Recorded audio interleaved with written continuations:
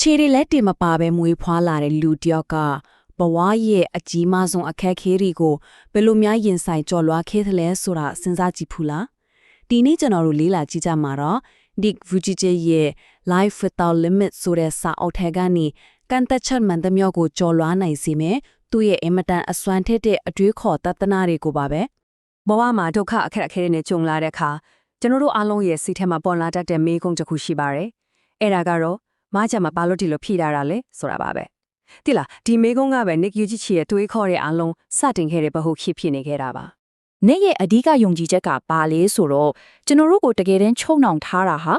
ခန္ဓာကိုယ်ရဲ့အခြေအနေတွေမဟုတ်ဘူးတဲ့တကယ်အကျဉ်းတောင်အစ်စ်က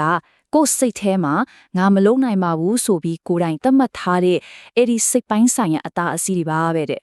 ဒီစကားကတော့သူ့အတွေးခေါ်ရဲ့အတန်နှလုံးပါပဲလူတစ်ယောက်ရဲ့တကက်တန်ဖို့ဆိုတာအပြင်ပန်းပုံစံဒါမှမဟုတ်ဘာရေလုံနိုင်လဲဆိုတာနဲ့တိုင်းတာလို့မရဘူးအထက်ကအစိမ့်ဝင်းကျင်ရဲ့တန်ဖို့ကသာအထီးကပဲလို့ဆိုလိုတာပါကဲဒါဆိုပထမဆုံးအဓိကတော့ချက်ကဘာဖြစ်မလဲအဲ့ဒါကတော့လက်ခံနိုင်စွမ်းပါပဲဟုတ်ပါပဲဘလို့တိုးတက်ပြောင်းလဲမှုမျိုးမဆိုရဲ့အရေးကြီးဆုံးအစားပြုတဲ့အဆင့်ဟာလက်ရှိချင်းတွေကိုလက်ခံခြင်းကနေပဲစတင်ရတာပါဒီနေရာမှာတတိထားရမယ့်အချက်တစ်ခုရှိတယ်ကိုကိုတနာတဲ့စိတ်ကိုခံစားချက်တစ်ခုအနေနဲ့မဟုတ်ပဲကိုပြန်ဖြတ်စည်းနေတဲ့အခြေအနေတစ်ခုအဖြစ်ရှုမြင်ဖို့ပါပဲအဲ့ဒီစိတ်ဟာကိုယ့်ရဲ့တိုးတက်မှုအားလုံးကိုရက်တန့်စေနိုင်တဲ့အချို့အနှုံတစ်ခုနဲ့ဘာမှမချပါဘူးဒီမှာကြည့်လိုက်ရင်ရှင်းရှင်းလေးလေးမြင်နိုင်ပါတယ်လမ်းတစ်ခုပဲရှိရဲ့တလန်းကကိုတနာနေပြီးရက်တန့်နေမဲ့လမ်းနောက်ထပ်လမ်းကတော့အရှိတရားကိုလက်ခံပြီးအခွင့်အလမ်းတစ်တွေနဲ့ခွန်အားနေစီသွားမဲ့လမ်းကျွန်တော်တို့ကိုယ်တိုင်ရွေးချယ်ရမယ့်လမ်းစုံတစ်ခုပါပဲဒါကတော်တော်များများအထင်မှားတတ်တဲ့အချက်တစ်ခုပါလက်ခံလိုက်တဲ့ဆိုတာလက်မြောက်အရှုံးပေးလိုက်တာလုံးဝမဟုတ်ပါဘူးဒါကပြောင်းလဲလို့မရတဲ့အမှန်တရားကိုအခြေခံပြီးရှေ့ဆက်ရှော့ဖို့အတွက်ခိုင်မာတဲ့ခြေလမ်းတစ်လမ်းကိုစတင်လိုက်တာဖြစ်ပါတယ်ကောင်းပြီလက်ခံနိုင်ခြင်းဆိုရဲ့အခြေခံအုံမြစ်ခိုင်မာသွားပြီဆိုရင်တော့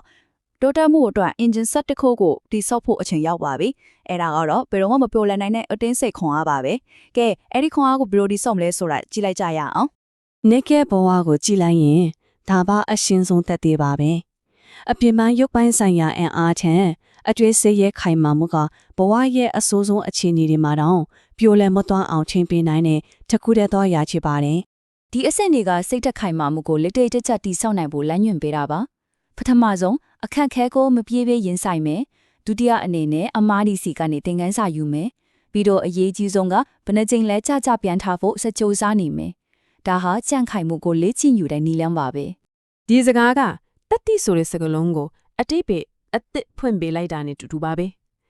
တတိဆိုတာမွေးရပါအရေးတွေတစ်ခုမဟုတ်ဘူးကြောက်နေပြီမင်းလေရှစ်ဆက်ဖို့ရွေးချယ်လိုက်တဲ့ဆုံးဖြတ်ချက်တစ်ခုသာချစ်တယ်လို့သူကဆိုလိုတာပါကိုလက်ခံနိုင်ပြီစိတ်ဓာတ်လည်းကြန့်ခိုင်အောင်တိဆောက်ပြီးဒီမှာပဲပြီးသွားပြီလားမပြီးသေးပါဘူး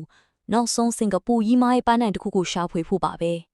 အဲ့ဒါကတော့ကိုပိုင်အခက်အခဲတွေကိုကြော်လွှားယုံတင်မဟုတ်ပဲတခြားသူတွေကိုပါအကျိုးပြုနိုင်တဲ့အသေးပဲရှိတဲ့ဘဝတစ်ခုကိုဘယ်လိုရှာဖွေမလဲဆိုတာပါပဲကိုဘဝရဲ့ညီမချက်ကိုရှာတွေ့ဖို့အတွက်သူကရိုးရှင်းပေမဲ့အရန်အစွမ်းထက်တဲ့ formula လေးတစ်ခုပေးထားတာပါကိုတကယ်ဝါသနာပါတာ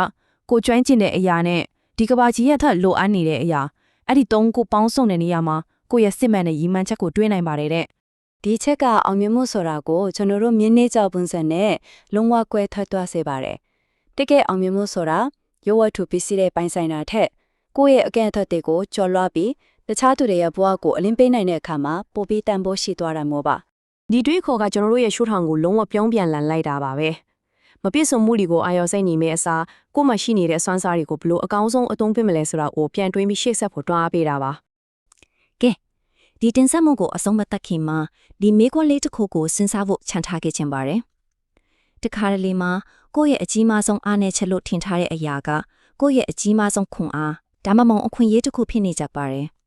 ကိုယ့်ဘဝရဲ့အကအသက်လိုမြွေးနေတဲ့အရာတွေထဲမှာဘယ်အရာကအခွင့်အရေးတစ်ခုဖြစ်ပြောင်းလဲနိုင်မလဲဆိုတာကိုပြန်လည်စဉ်းစားကြည့်ဖို့တိုက်တွန်းရင်းနဲ့ပဲနေကုန်းချုပ်လိုက်ပါတယ် Thank you so much for being here.